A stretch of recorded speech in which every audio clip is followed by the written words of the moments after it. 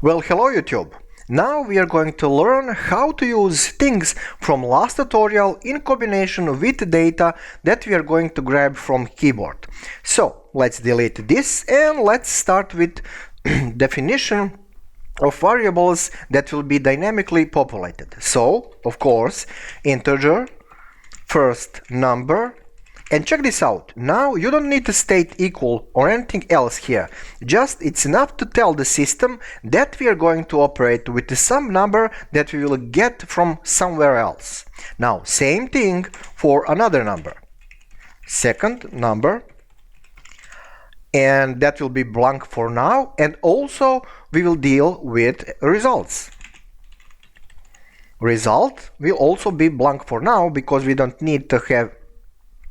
need right now any kind of real stuff.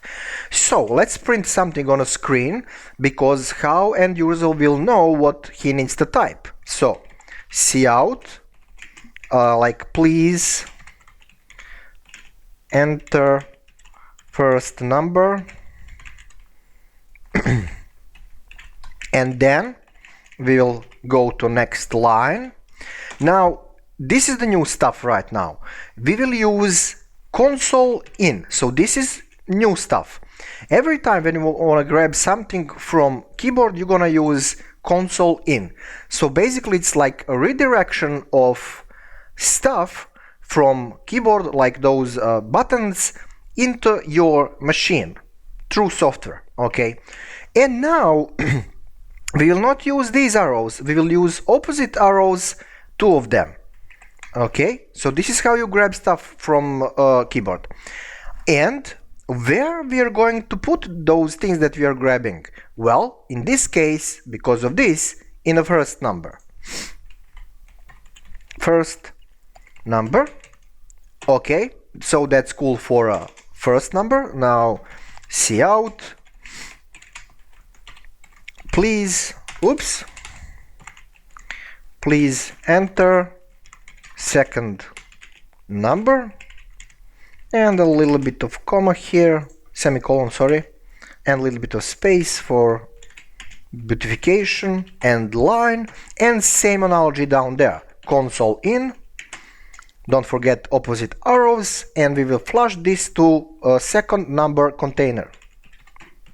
Second number. Now we need to get stuff into results. So this is just container. What is the operation that we will use to put stuff here? So result, we don't need to type int, we already have that right here. Result equals first number plus second number, and that's pretty much it. So now we have actual operation, like a really dumb algorithm, but it's a good for simplicity reasons. You get this 100%. Okay, so now we will print stuff on a screen with normal cout.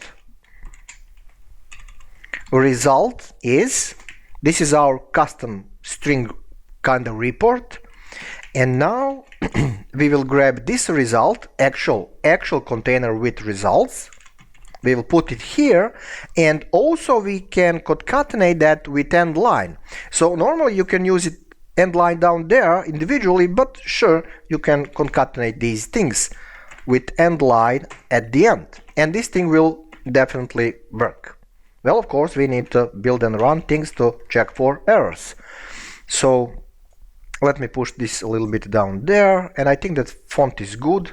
So no complicated stuff here. Let me check manually. Okay, flush this there from keyboard, flush this there, keyboard. Okay, operation, blah blah blah. Okay, that's it. That's cool.